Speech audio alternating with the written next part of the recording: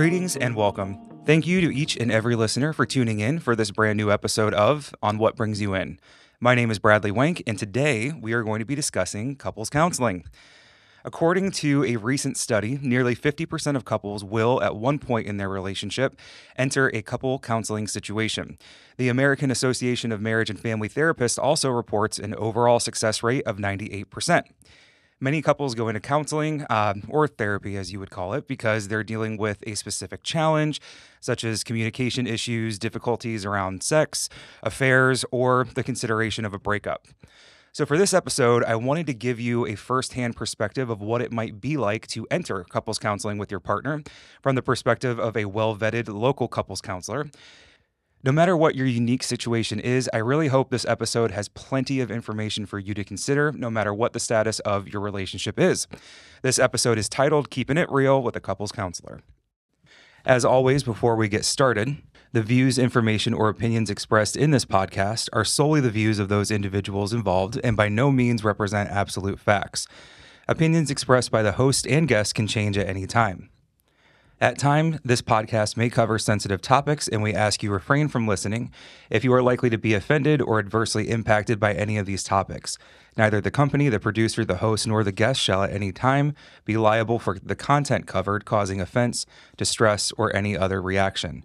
I am not a licensed mental health counselor, and this podcast should not be used to substitute for actual mental health support.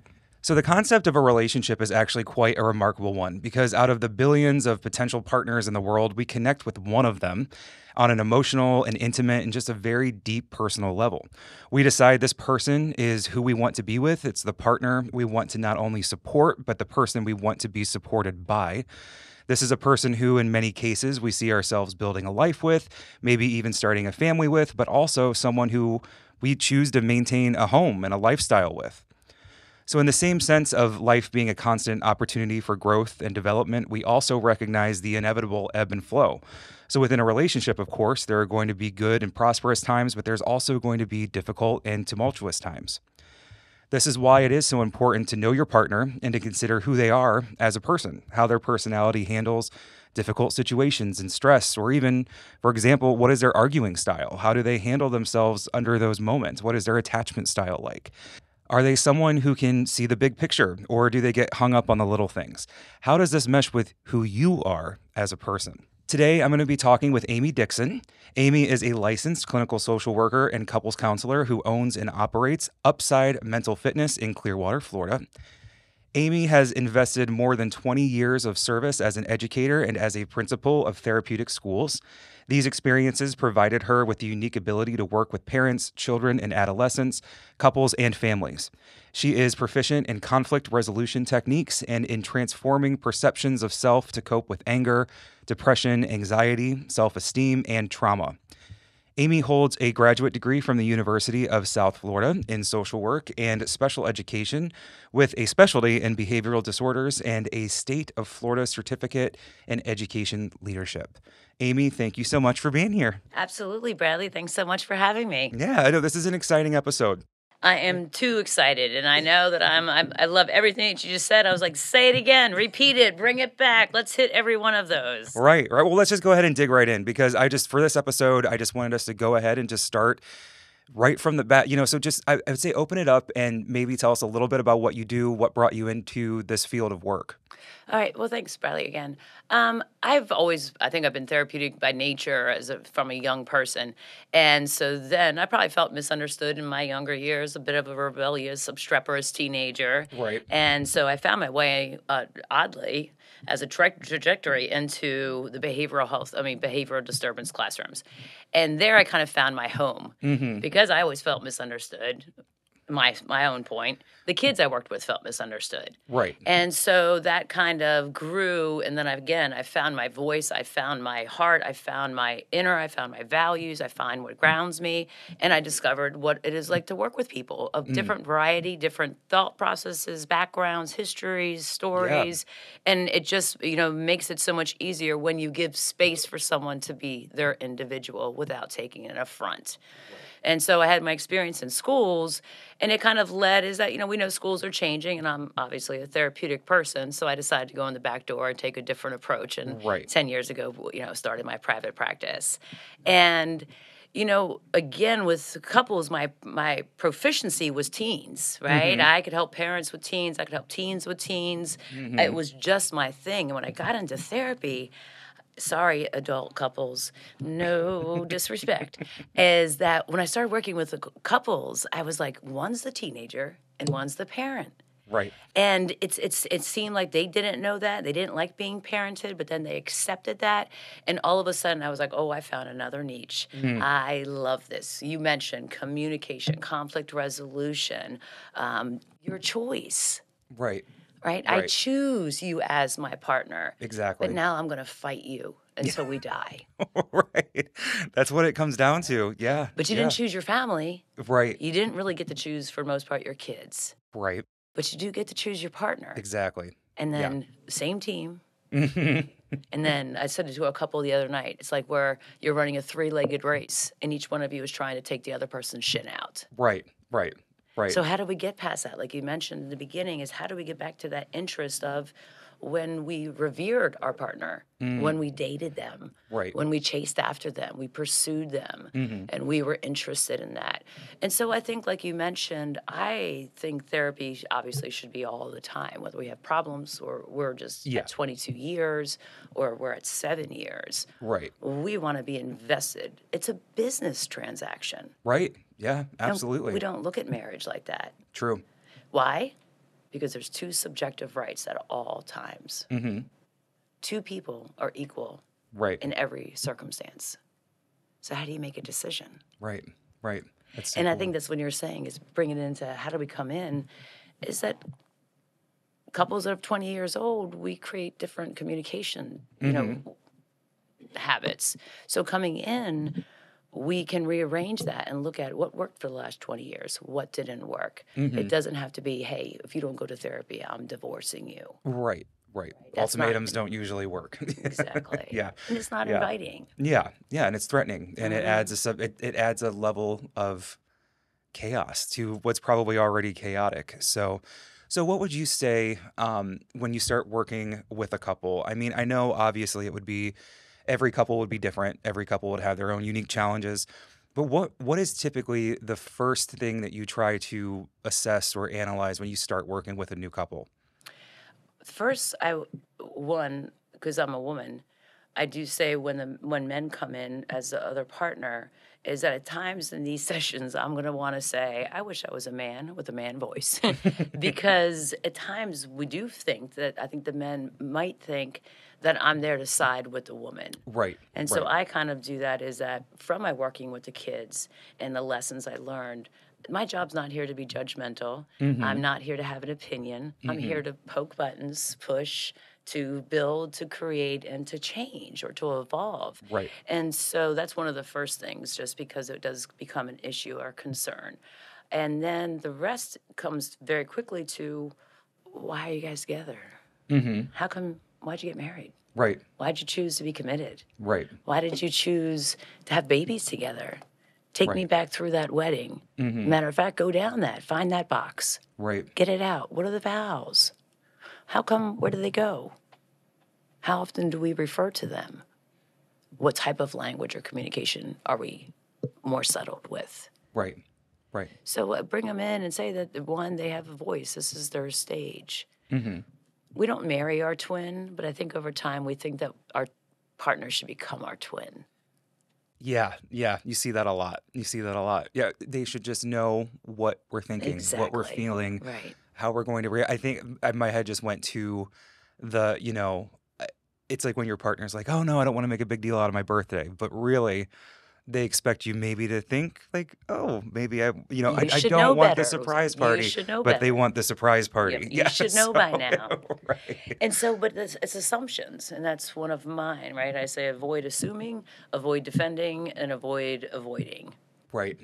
And if we could do those things, then we're going to have it. So we kind of bring that in, and then I like to ask them, is that there's obviously hurt and pain from our history Mm-hmm. because we Mm-hmm. all have it. Mm-hmm. It creeps into our personal, serious relationships without us even probably wanting it.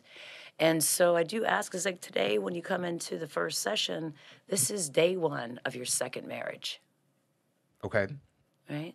And regardless, if they stay together or not, these communication, conflict resolution, self esteem, groundedness, understanding, validation, and empathy are going to support them together or not as their family grows. Right. And so then they have that task to go home and say, these are the things that I want to throw away. And then this is what I want to keep. And this is what I want to see grown in marriage number 2. And then we begin to work on that. Gotcha. Do people have a hard time accepting that notion of this is when your second marriage begins? Do people grasp that, or? So this will be we'll probably go off on a tangent here. So again, I don't feel affairs destroy marriages. Okay. Okay. That's, to me, that's not. When we think about a 50 or 60-year relationship, one's eye probably will wander. Yes. Right. It's human nature. Exactly. And it shouldn't be that. We should be able to be honest with our partner and say, ooh, I'm having, I just caught feelings, or, Yeah. Whatever that is. Not saying I'm going to do it, but we push those things down and we're not expressing It's ourselves. shame. It's embarrassment. Right. It's right. But right. the things that do destroy marriages or serious relationships is lying. Right. Yeah. Yeah. Right? So I can say is that, multiple couples that have had affairs, the affair isn't the issue. The affair is that, sorry, men, but mostly the wife, but men too, the women will say, but I asked you. I figured it out. I knew it. I showed you. I proved it. And, because Right. embarrassed, shame, and not wanting to move forward or hoping that it can go away, we kind of get stuck and then we get immersed in our lie. Yeah. And that's the thing that pulls the And that's marriage what apart. makes it. Yeah. And I know we've talked, like, from my perspective, we've talked about it in school before. I'm not licensed. I'm not out there in the field yet, but just the basics of what that concept is that it is the lying. That's deceitful. That's the hurtful part. And it's ironic because we make it shameful in our minds. It's like that we're having these feelings that we're looking, but like you said, it is human nature. It is very, very normal to see somebody. I always find it with my part. I mean, if we find another man attractive, we're like, he's hot. Like, there's Keep it nothing real. right. Keep it real. There's nothing wrong with that. Right. Like, I mean, I'm not naive. I'm not the only person that he's looking at, but and I personally, I would take it harder if the lie was there, or if the lie got built upon and the lie just turned into this big, nasty monster. And then, so what do you do in a situation as a therapist when you have somebody that does have that big, nasty monster that's there? Well, we have to break down to once if it's an affair, an offense, then we go to, it's 101, right? Transparency. Mm-hmm. And we do have a lot of that because, again, it goes back to that parent teenager. Is that all of a sudden I'm saying, hey, Bradley, can I check your phone? Yes. And then all of a sudden you're like, hey, I'm a grown man. Why are you asking me to check my phone? Yeah. And all of a sudden you're reading, and then taking offense because you want the forgiveness to be forgiven. You want the error to be forgiven, the mistake to be moved past. So then when you're held accountable for that, walls go up. And Exactly. then we get defensive. Mm-hmm. And then again, the other partner starts being like, okay, now what are you hiding? What are you doing now? Right. And so it's this thing that we're trying to protect it from growing without realizing we're contributing volumes to the issue. Right. And both sides. Yeah, that's the big key. Absolutely.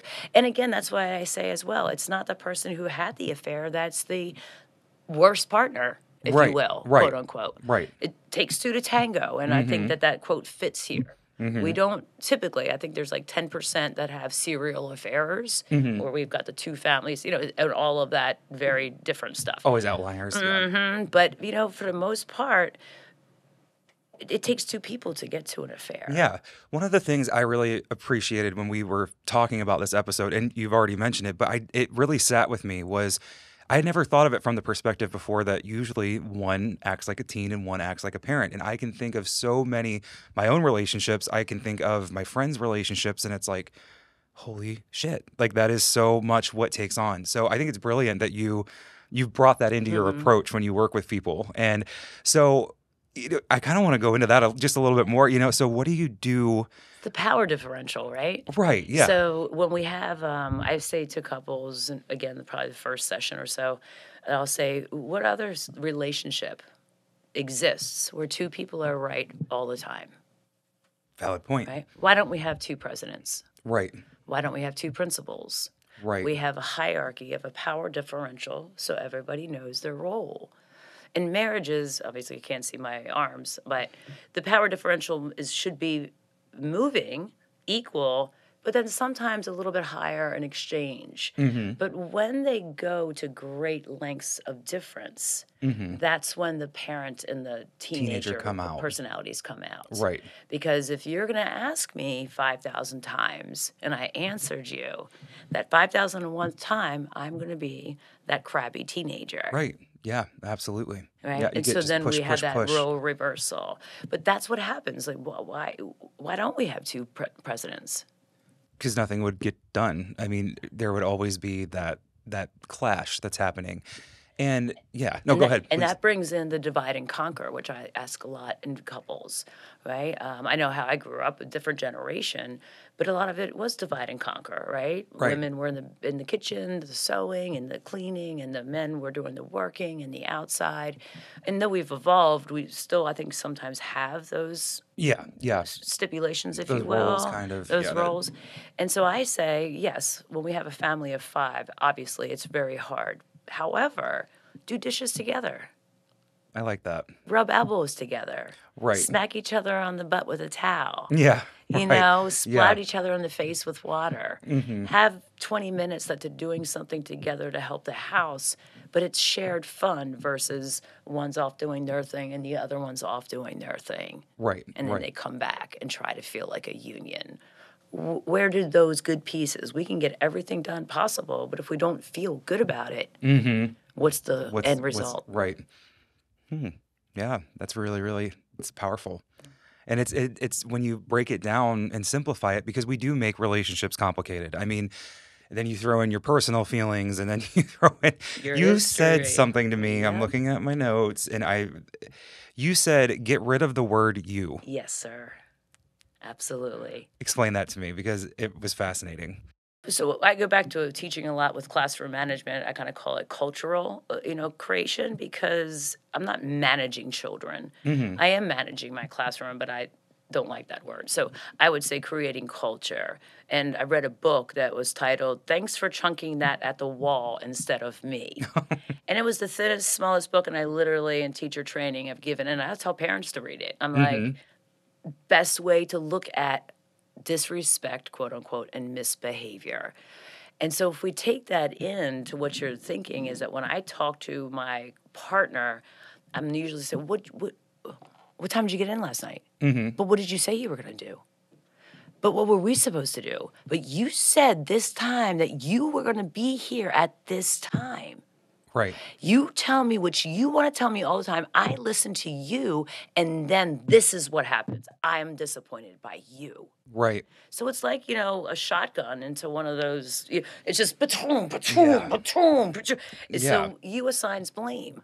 Right. It devalues, thereby also creating the power differential. Exactly. Going back to the parent and the teenage. Right. So how do you try to implement that with couples? I mean, just being aware of it, or is there another way you try to get that across?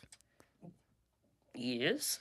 So one, if we always remind each other we are both right at all times. It's how we talk to each other. Okay? So when we're at home with our partner, it's not a business transaction. Right. So we don't want to put on the persona of, okay, hurry up and let's get this done. Are you finished now? You got anything else to say? Yeah. We do. We want to take a second and seek to understand versus being understood. Right. Right. So I say that a lot. And that's very hard. I just still challenge with that. Seek to understand your partner versus your partner understanding where you're coming from. Right. Because you're going to get your answer, and the more that you try to understand where they're coming from. Right. And that part, I call it, we said before, we know the love languages, and we know different communications, and I could talk to you about a couple other needs that, research talks about. When you're fulfilled, I'm fulfilled. So if I make you a priority, you make me a priority, Right. We're done. But what's the hard time? Oh, sorry. What's the part is that it's just like the love languages, right? Because we know them, quality time or words of Physical affirmation. touch. Yeah. But Yeah. if I'm not words of affirmation, Right. then I'm talking to you in physical touch, Right. and you're like, that's not my language. Yeah. It's Right? not working So for we're me. mad at each other for you speaking Spanish and I'm speaking German, and we're pissed that nobody Well, understands that's each exactly other. why they call it a language. I mean, because if Exactly. you don't understand, you're not going to be able to Right. give or receive. So, yeah. Yeah. So I think it comes into all of these different facets because it really is amazing we talk about how do we teach or focus on mental health in schools, right? How do we focus on, sex education or awareness in schools? Where do we talk about marriages, relationships, long term, 40 years? It's not just the diamond ring and the bliss. Right. Yeah. That's over in hours. It is. Yeah. Right. Yeah. And that's why I say honeymoon is potential phase. Right. It's Yeah. not a honeymoon, it's what we could potentially become Right. Exactly. if we Yeah. put into it. So yes, I think it gets into that place where I really try to get my clients to slow down and not have that instant response. Okay. Pay attention to the exchange and the conversation. I like at least 4. Okay. So if I said to you, Bradley, I'm really having a hard time with how I'm being spoken to you. I think that it sounds placating to me. And I feel like I'm struggling with, feeling like nothing I do is right. Okay. And then typically one would say, Yeah. I feel like, come on, Amy. all right. Yeah. How Yeah. many times, different ways do I have to try it? Versus just because I say something bad doesn't mean you're bad. That's a big one. That's a big one, I feel, for a lot of couples that I've talked to because it's so easy to get offended. It's so easy to get, and we always, creatures of habit, human mental health, we always go to that place of shame and doubt and all the ugly, ugly feels. And that's what pushes and pushes. And so when somebody says, eh, this is, or I don't know, I'm trying to think of an example. This isn't the best dinner you made, but in a nice way, all of a sudden you're like, well, shit. Have you've never liked any of my dinners ever made? Yes. Yeah. I And then, never cooked well enough for you. Gosh, why didn't you tell me this a long time ago? right. And How then, long have you been thinking about this? right.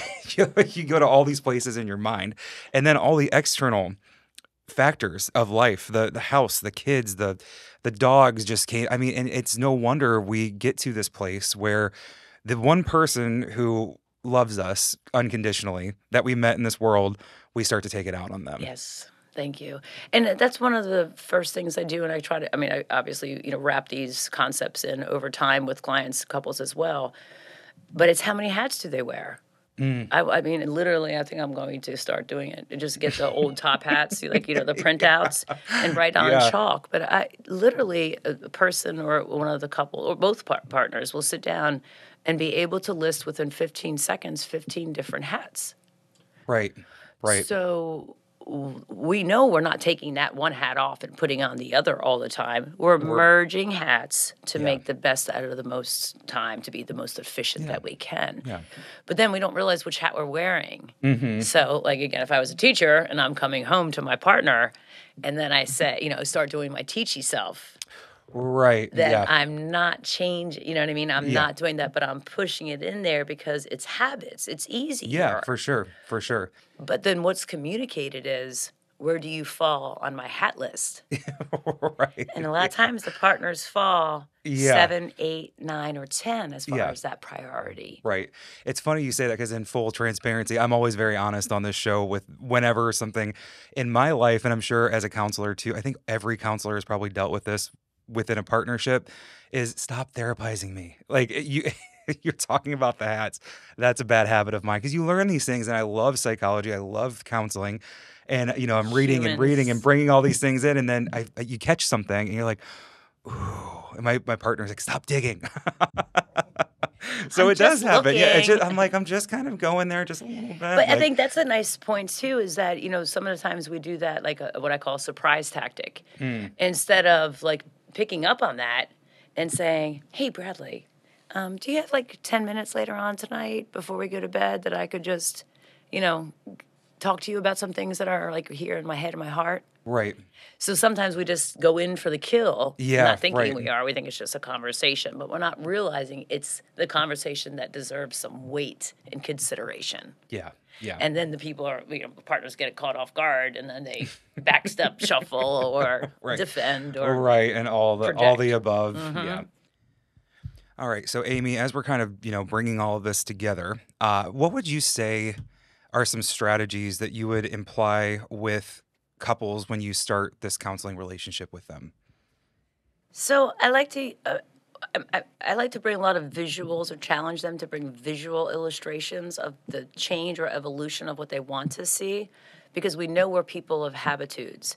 It's too easy for us to go back to what's been maybe not comfortable, but familiar. Right. And so one of the things is I'll say sticky notes, rear view mirror, sticky notes inside your refrigerator, on the coffee pot, on your phone, set alarms. Remind yourself, hey, today I get to tell my beautiful partner how much I am so enamored by their parenting skill. Right. Put Whatever it is. those Yeah. practices Yeah. into play. We are creatures of habit.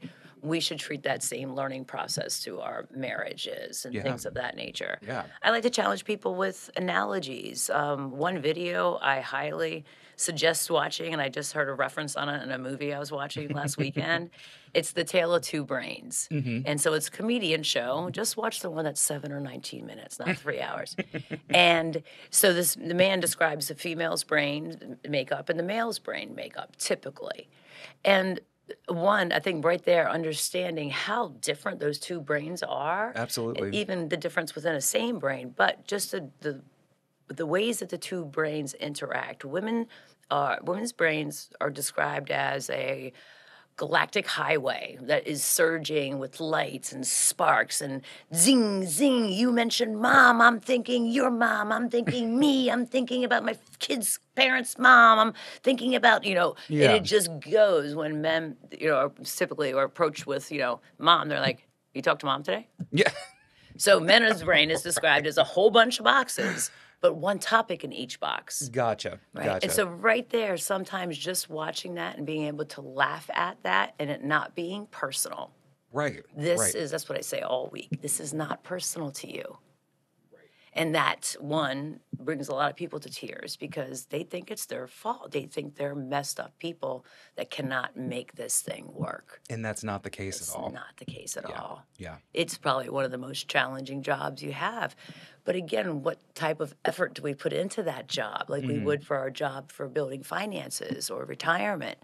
And so I like to do date night once a week. Right. Highly recommend watching The Armchair Expert with John Gottman, visiting. And he talks a lot about, the typical things in that. It is a long listen, but date night once a week. If you can't do it once a week, once every 2 weeks. If you can't do that, once a month. Right.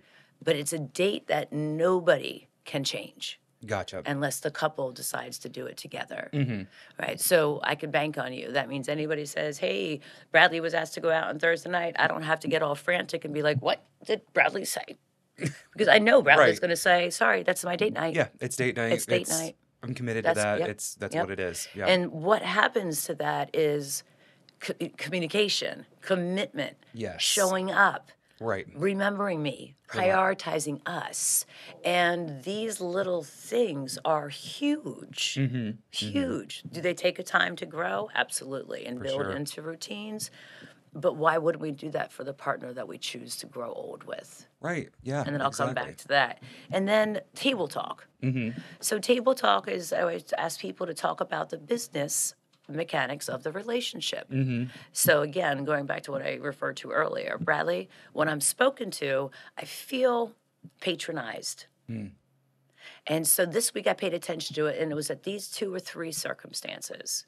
Right. But notice I didn't say, Bradley, when you talk to me, you're patronizing. And when you did this last Thursday, and you did it again Thursday night, and then on Friday you did it. And Yeah. on Saturday, I'm ready to fight you. It's Yeah. much Yeah. different. Because that's how it happens. Yeah. Yeah. So Absolutely. you take 15 minutes. right, and you break it down.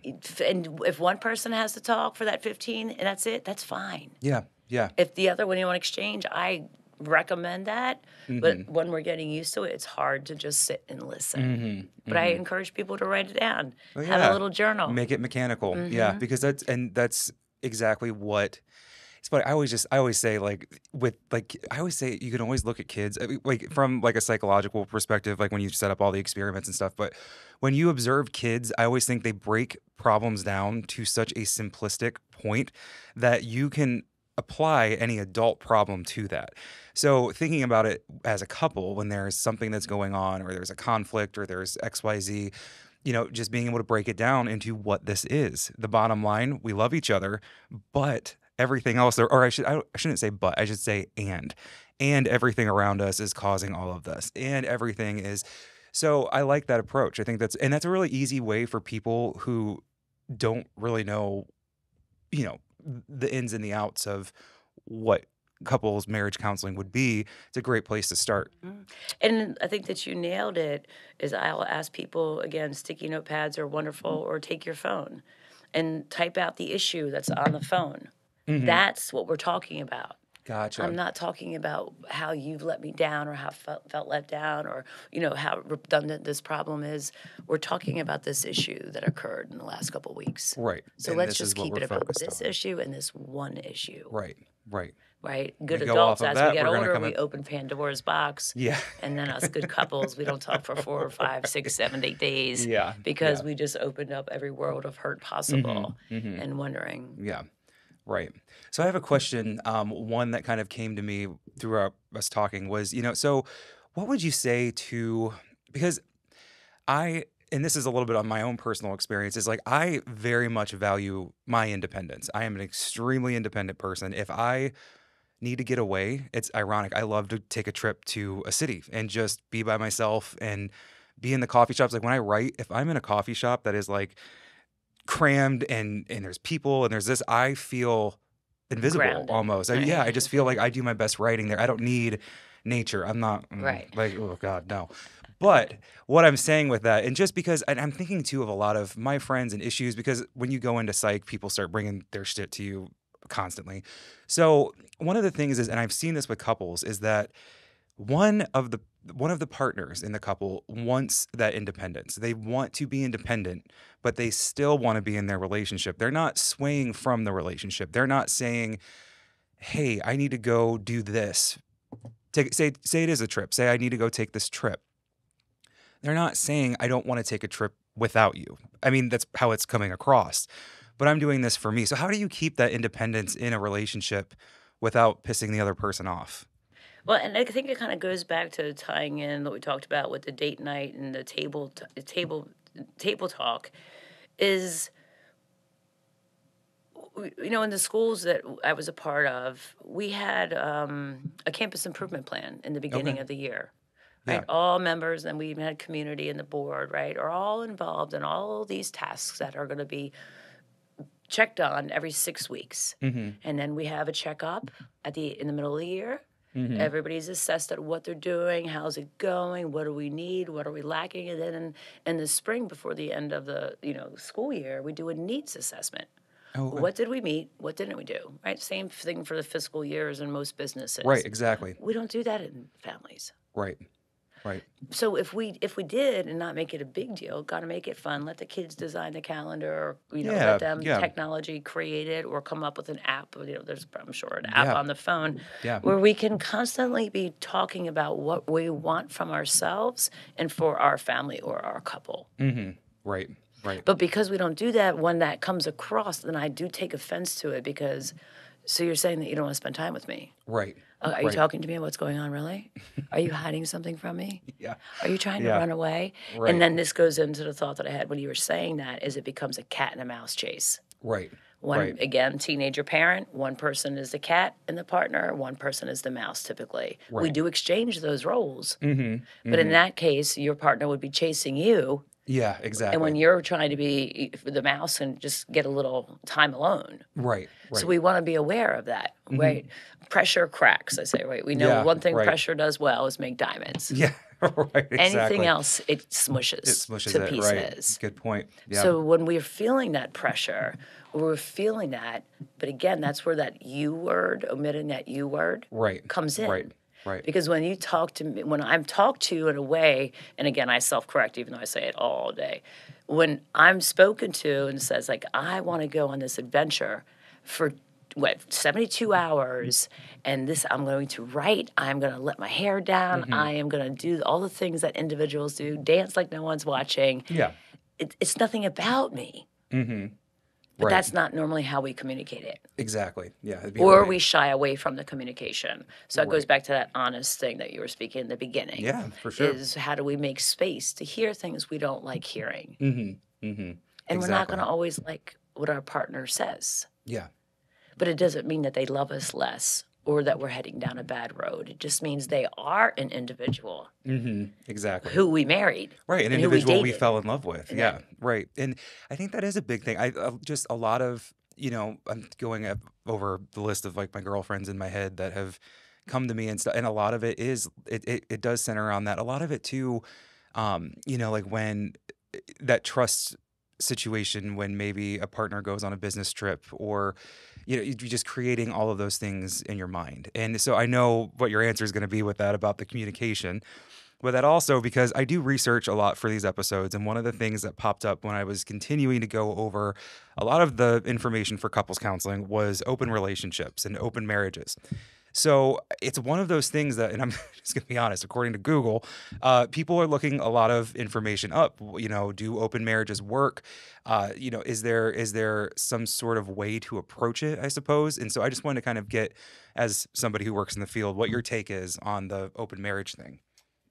And it's interesting, brings me back to kind of what you described in the beginning, which is no two marriages are the same, no two relationships. So obviously you can't have just one, like for me, treatment plan that says this will be appropriate for all couples. Right. Then I say that, and then I say, but the things that we work on kind of are very similar. It might be in a different way, in a different fashion.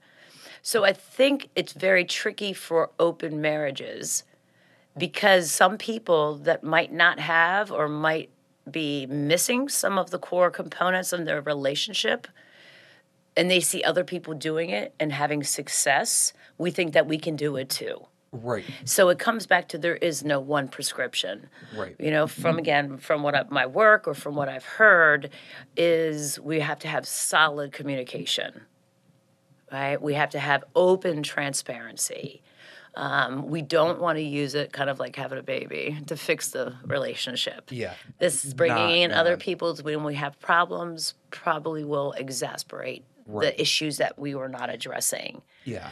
And so it's a slippery slope, because, again, it could be fantastic for one couple, exactly what they need. But then it could be the exact opposite. And so I say, do your research.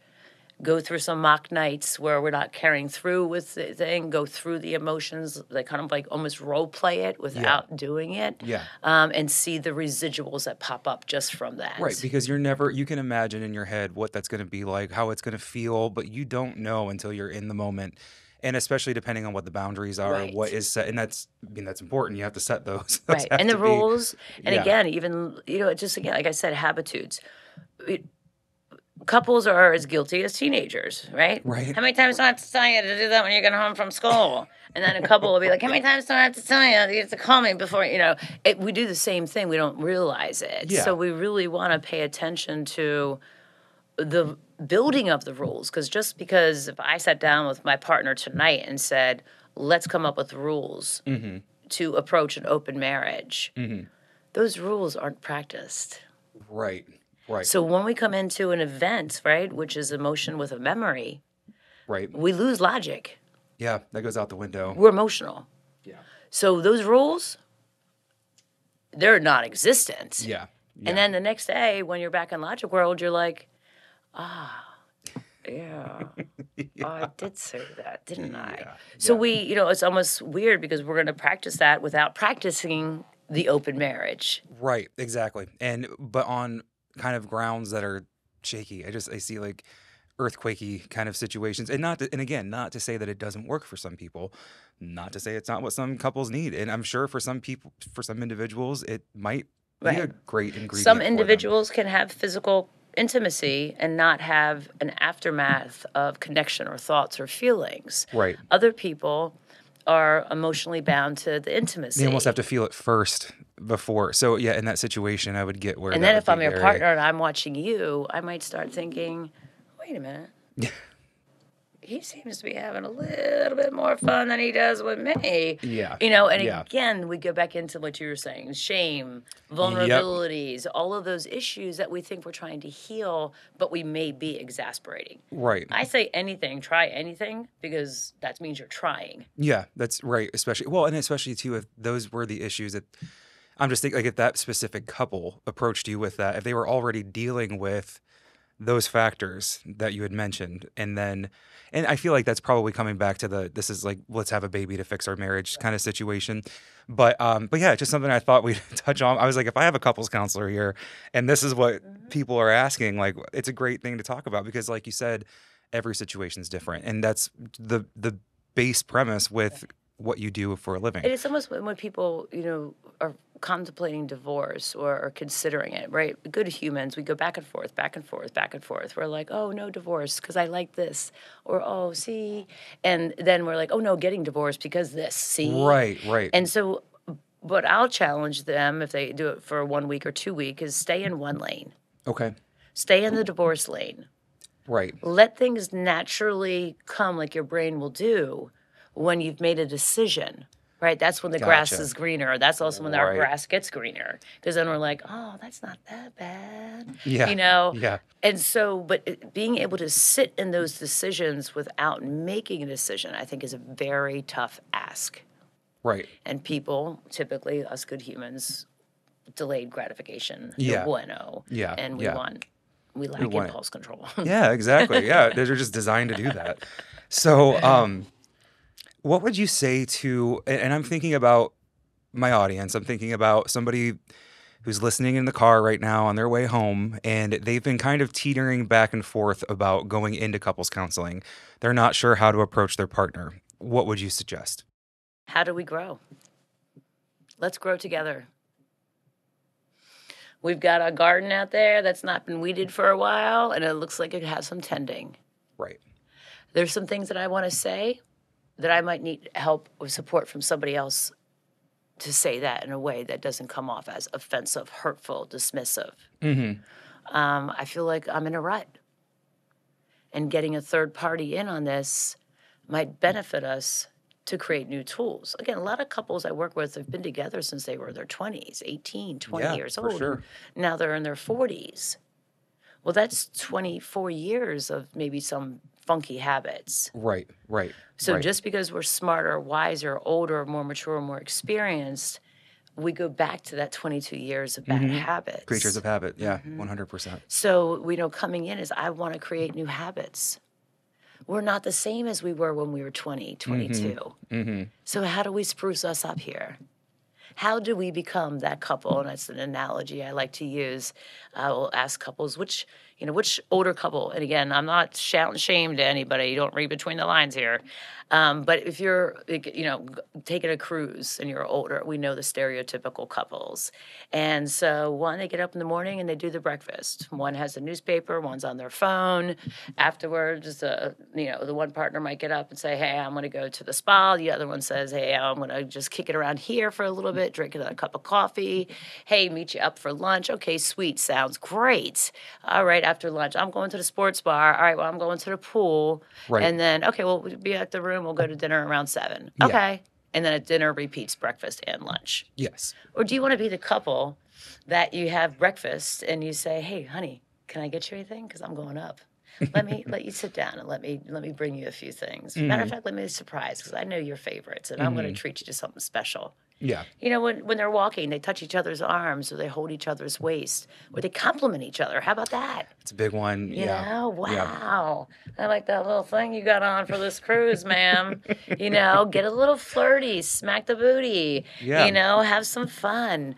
But then that day, breakfast, they're planning out the excursions they want to do that day. Mm-hmm. Or they're reading a book together. Right. Or they wanted to go see this show.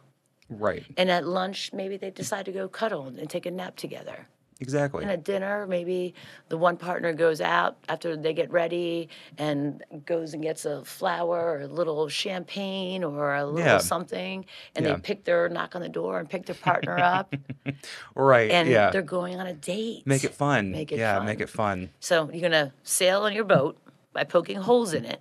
Mm-hmm. You're not sailing off into the sunset. Right. And when Right. you and your partner are together, you're in the same boat. Right. Right. Yeah. And so you can poke holes at your partner, but Yeah. you're going to sink too. You're going to sink the same boat that you're sitting in. Right. For sure. That's a wonderful way of looking at it. And even too, taking it back, to that example, I mean, it doesn't really matter which couple you are. I mean, there's nothing wrong with either one of those. It's just finding what you want and figuring out a Fulfilling way it. figuring out a way to communicate through that. So, Creating that picture, again, that's communication. We go back into what you mentioned earlier, the assumptions that once we know each other, it should be assumed that right. whatever is happening, and but we don't.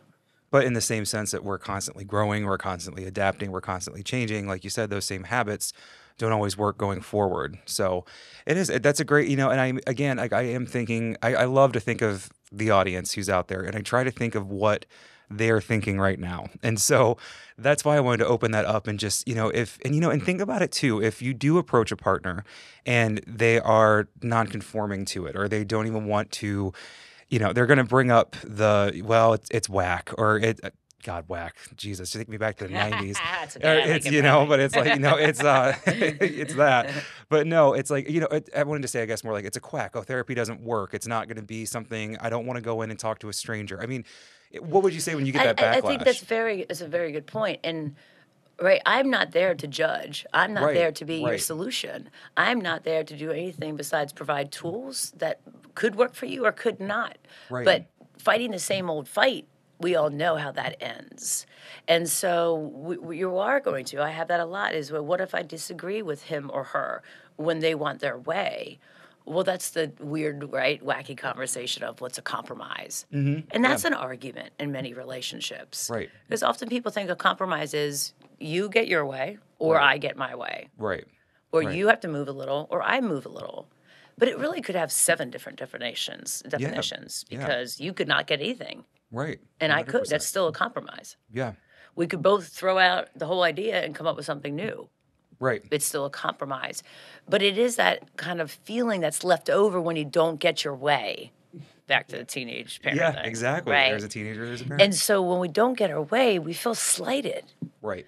But then again, it goes back to the poking holes in the same boat, but this is your partner.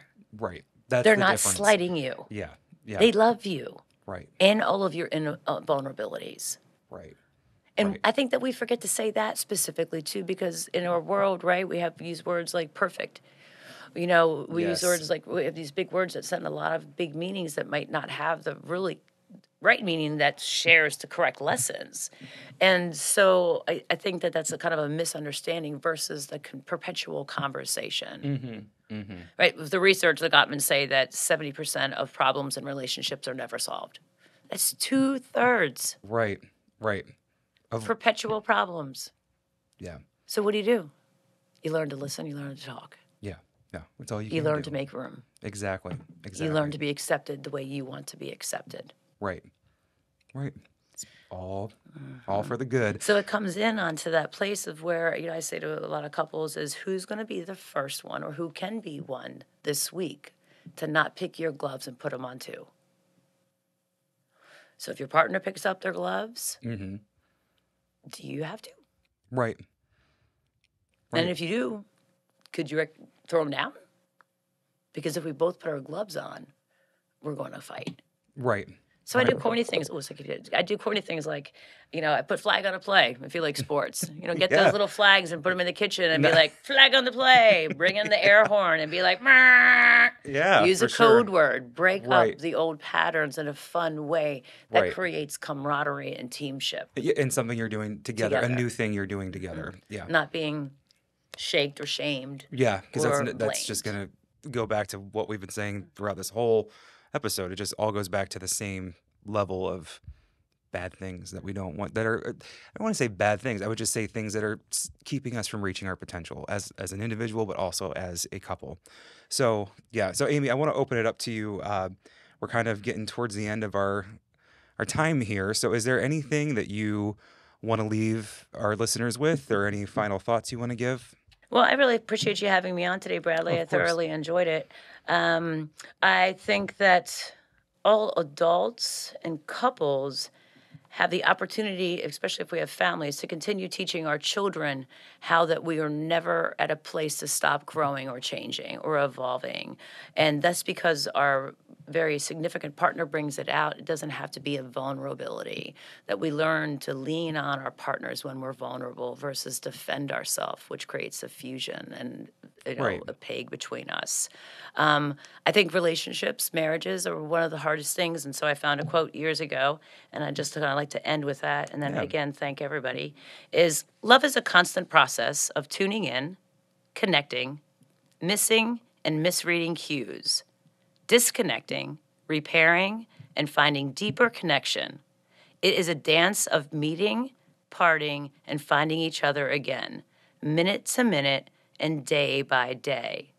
And I think that kind of wraps up everything that we said, because sometimes when we're on the outs with our partner, we feel like that bad child. Right. And then we act like that bad child. Right. And we think that nothing can be restored in our marriage because we feel a disconnect. Right. But when we give some space and we avoid the mouse and cat and mouse chase, and we go back to priority of you, priority for me, then we can understand that we're never always going to get along, Right. but we're always not going to get along, Yeah. get along. Right. And so it just gives to me a hope is that, yes, marriages are hard. That's why there's great failure in the stats. But it's achievable when we make room for each other and realize that we're not going to always be on point. Right, right. Well, that is beautiful. It's a great way to end that.